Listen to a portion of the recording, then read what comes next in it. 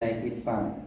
Okay, so we will start with fascism as current danger of democracy and pluralism, defining a not historically restricted concept by Professor Guilherme Reis from Brazil. Guilherme, the floor is yours.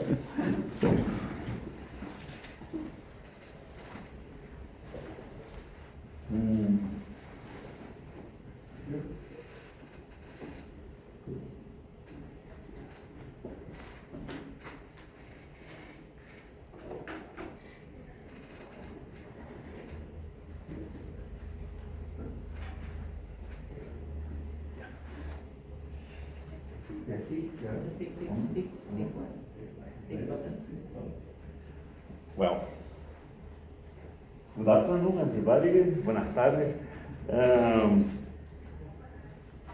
My name is, I know it's hard, Guilherme Simões Reis.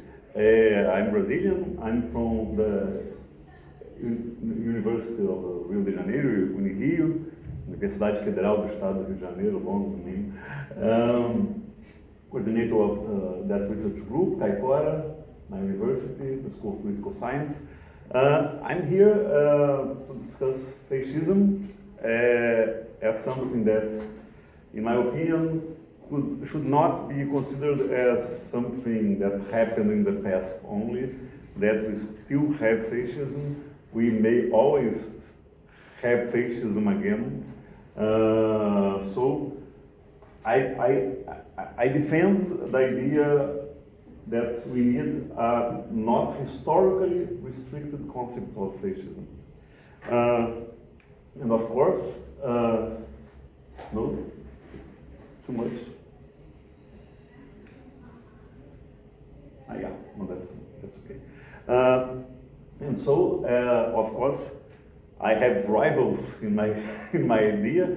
It's very popular, I can say, the idea that the danger is populism. We have another paper here that uses this concept.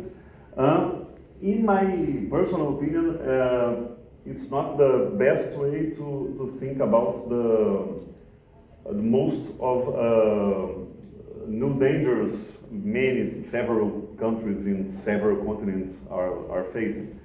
For some reasons, the first things that mainstream literature used to think that there is the right wing and left wing populism, which I consider completely different phenomena.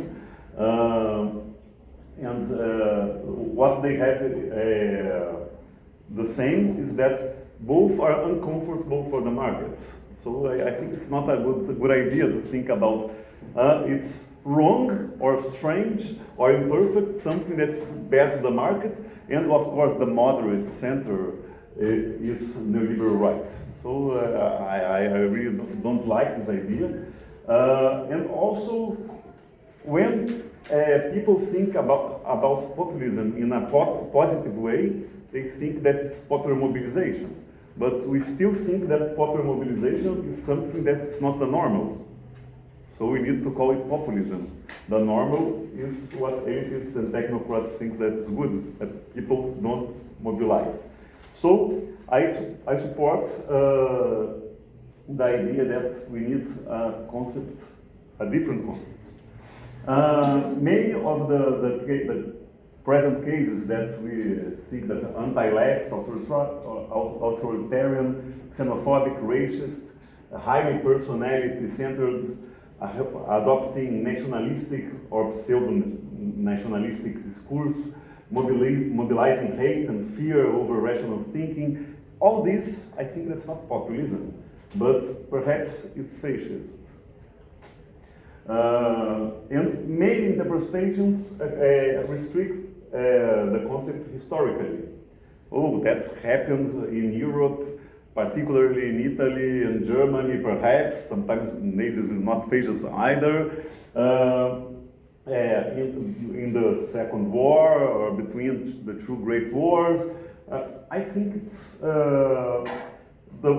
they do that because they are putting as some elements which were conjunctural of that period with others that are essential for a concept of fascism. And so, of course, there are some elements we'll see, like strong state, like imperialism, which were corporatism, which were very strong in those years. Even outside fascism, I think they are not the most important elements to think about what is fascism. There are other issues which I consider more important. Of course, popular mobilization is very important. Fascism is modern, is popular, it's not like previous conservatism, which were afraid of the people, want the lesser mobilization possible. No, they do mobilize. That doesn't mean that's horizontal, of course not, or not undemocratic. They were very undemocratic, but they mobilized passions. They look for a homogeneous society. They think that there was an idealized past which was very homogeneous. Our people, our race, our nation was very homogeneous. And now we have some strange groups which are not like us, the out groups. So they look for a homogeneous society that they imagine that was in a past, and they want to have a future that is similar to that idealized past. And the left and the several groups which are not similar to that homogeneous group they imagine that is their nation or their race or their people, well, they are problem. They are related to foreign interests. They want to cause disunity in the nation. So they need to be stopped, or to be ousted, or to be corrected, or to be destroyed, killed. Violence is very central. Perhaps it's just a menace. Perhaps it's just a slogan for mobilizing. Very often is something that they actually do. Violence is always there, and it's there against the out groups. Well, they always hate the left, and the idea of class struggle, it's disunity.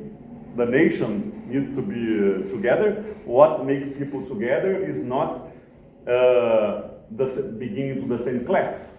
It's other kind of stuff, like our culture, our language, our race. So they combine reactionary politics. They imagine a past that was idealized, but they think about a new order in the future that's based in that idealized past.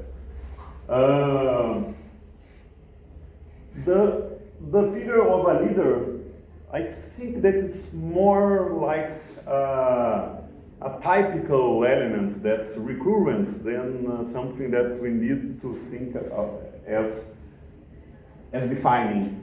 Okay, perhaps we can think that Ku Klux Klan is a fascist movement, and it didn't have a single leader important. In Brazil, I think that Bolsonaro was a fascist leader, but I think that fascism increased in Brazil before Bolsonaro was clearly the one who was leading it. So I think that fascism may come before the leader. The leader is not central in the definition, although it's very useful for mobilizing. Well, as I said, many authors restrict historically the concept.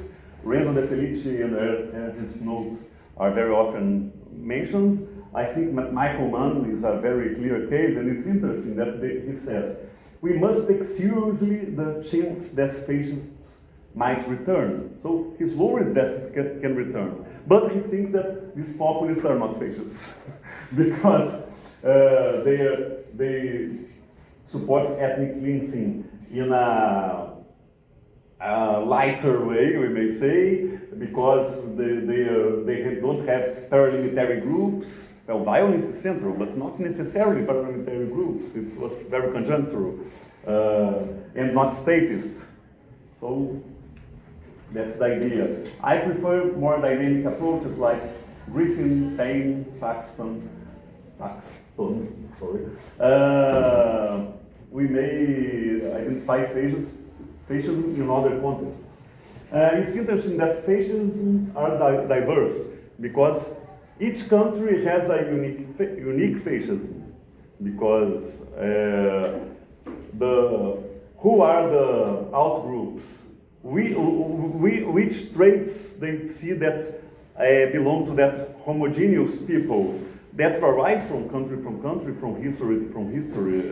So they are diverse. And many people think that we cannot think that there is a fascism because they vary too much. Well, the same happens with socialism, the same happens with liberalism, and nobody says that socialism and liberalism are useless concepts. So, come on, let's rethink that. Payne and Paxton remember us that too. Outgroups are identified as responsible for a catastrophic situation, so they mobilize fear, hatred, and in order to regenerate the nation, they must be destroyed, ousted, as I said. I have said that. The outgroups, maybe, as Teotônio dos Santos said, they are visible, and they can be anti-Jewish, anti-black, anti-white, anti-Arab, that depends on the country. However, they are always anti-communist, anti-left, that's very obvious.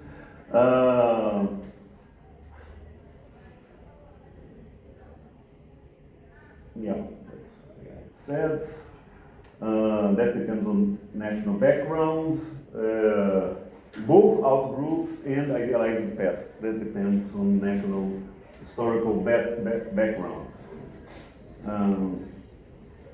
Also, it's important, some people think that fascism is not happening, but they forget what both Paxton and decades before Teotônio dos Santos mentioned. There are stages of fascism.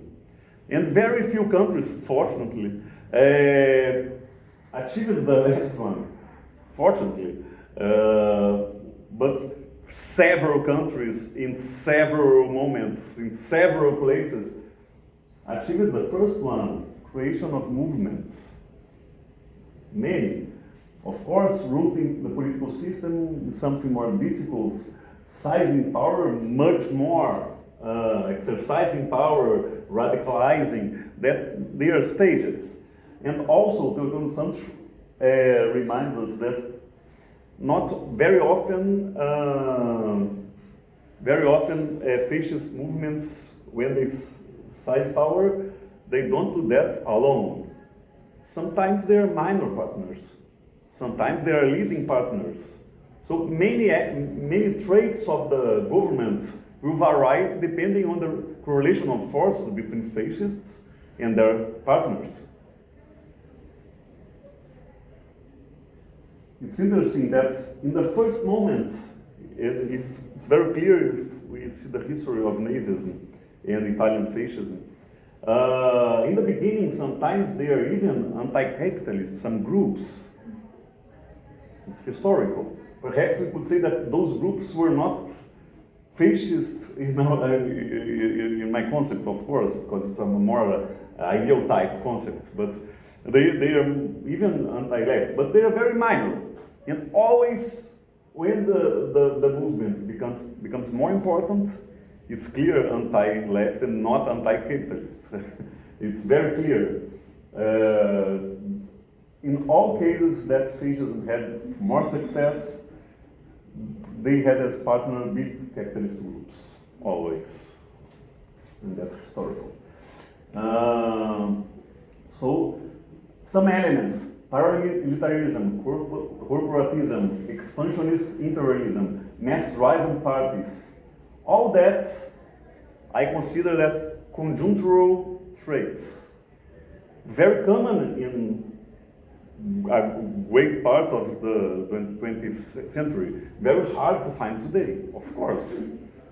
But I consider that in other conditions, fascism can exist without these traits, but with the traits that I consider as the core. So popular mobilization, pursuit of homogeneous society in opposition to outgroups, which represent disunity, foreign interests, moral corruption. They use or glorify violence. They focus on combating class struggle and the left. They combine reactionary tendencies, the idea of an ideal past of homogeneous society, and rupture. Sometimes they say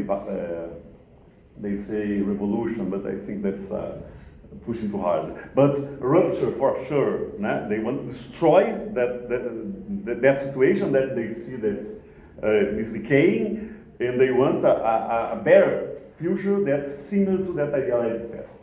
And the centrality of nation in the discourse. Of course, that may be either having a nation in better situation than other countries, or maybe only this the speech, and it's a submissive fascism as we have in periphery nowadays. Latin American fascisms, all of them are very submissive to more central countries in the world. So it's possible a submissive fascism. Armando Boito Jr. Reminds us that fascism may combine different fractions of class supporting it. So the same happens with democratic governments. The same happen in military dictatorships. So depending on the classes and fractions of classes which rule the country, economic politics vary. That's his contribution to my paper. So under a fascist state, the same happens. So he mentions that military dictatorships in South America, Argentine and Chilean dictatorship were much more liberal than Brazilian one, which was more developmentist. So the same happens with fascism, so that's why you may have a more corporatist one or more neoliberal one. And indeed, if you see the history of Nazism and of Italian fascism, economic politics changed along time. So I hope I convinced you at least a little bit, and I wait for your countries. Thank you very much. Muchas gracias. Dziękuję. Obrigado. Thank you very much for that insight. And we are moving a little bit, but not so far because